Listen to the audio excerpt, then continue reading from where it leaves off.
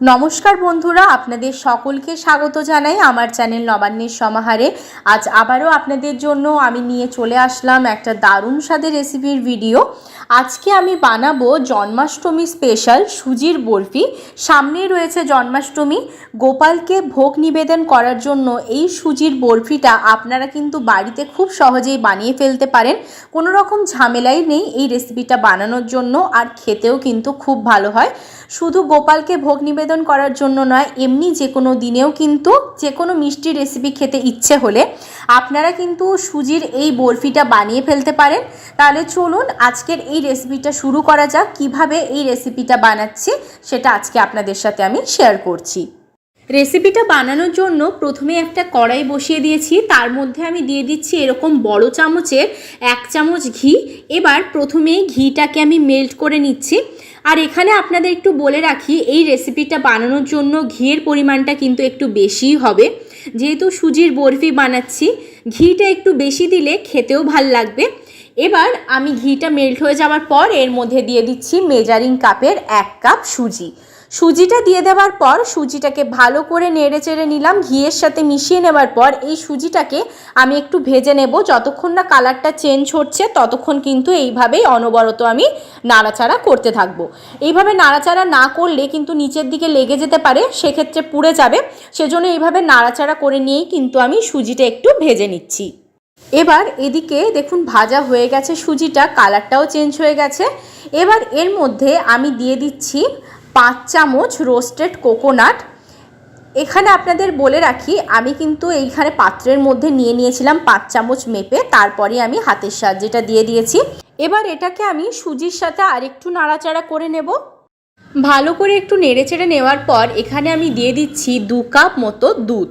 আমি 1 কাপ মতো নিয়েছিলাম মেজারিং কাপের 1 কাপ নিয়েছিলাম সুজি, সেজন্য আমি 1 কাপ সুজি যখন নিয়েছি সেজন্য এখানে নিচ্ছি আমি 2 কাপ দুধ। দুধটা দিয়ে দেওয়ার পর অনবরত এইভাবে নাড়াচাড়া করতে হবে, তা না হলে কিন্তু দলা পাকিয়ে যাবে। এইভাবে অনবরত একটু নাড়াচাড়া করে নিয়ে সুজিটাকে একটু আমি ঘন করে নেব। আর এর মধ্যে এই মুহূর্তে আমি দিয়ে দিচ্ছি কিন্তু কয়েকটা এলাচের দানা।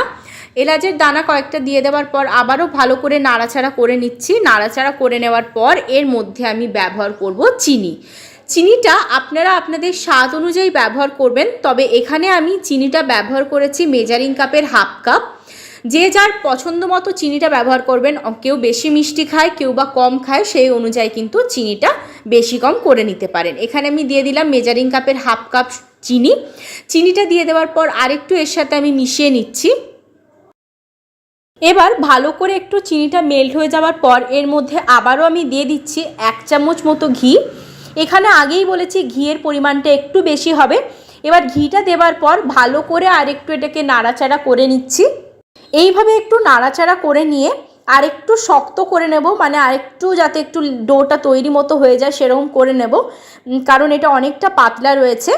আরেকটু নাড়াচাড়া করে নিয়ে শক্ত করে নিয়ে কিন্তু এটাকে আমি নামিয়ে নেব। কিছুক্ষণ পর ফিরে আসলাম। দেখুন এইভাবে নাড়াচাড়া করতে করতে কিন্তু অনেকটাই এটা ঘন হয়ে গেছে, একদম শুকনো হয়ে এসছে। এবার আমি গ্যাসের ফ্লেমটা অফ করে দিচ্ছি। আর এরকম একটা প্লেটের মধ্যে আমি আগে থেকেই কিন্তু ঘি ব্রাশ করে নিয়েছিলাম। এবার এই সুজিটা আমি এর মধ্যে ঢেলে দিচ্ছি। সুজিটা ঢেলে দেওয়ার পর এটাকে আমি ভালো করে সমান করে নিচ্ছি। আর এটাকে আমি চৌকো শেপ দিয়ে দেব। আপনারা চাইলে যে কোনো শেপই দিতে পারেন। এইভাবে দেখুন আমি চৌকো শেপ একটু দিয়ে দিলাম। চৌকো শেপ দিয়ে খুব সুন্দরভাবে এটাকে রেডি করে নিচ্ছি। যেহেতু বরফি করছি সেই জন্য চৌকো শেপ দিলেই কিন্তু ভালোভাবে কাটাটা হবে যখন আমি এটাকে কেটে নেব। আমি শেপটা ভালো করে দিয়ে নিয়ে আপনাদেরকে দেখাচ্ছি। দেখুন আমি ভালো করে চারিদিকটা সমান করে নিয়ে একটা চৌকো শেপ দিয়ে নিয়ে চলে এসেছি। এবার এর ওপর থেকে আমি কিছু ড্রাই ফ্রুটস ছড়িয়ে দিচ্ছি। আমি এখানে নিয়ে নিয়েছি আমন্ড আর কাজু। এই আমন্ড আর কাজুটাকে এইভাবে একদম ছোট ছোট টুকরো করে আমি কেটে নিয়েছি। এবার এর ওপর থেকে আমি ছড়িয়ে দিচ্ছি।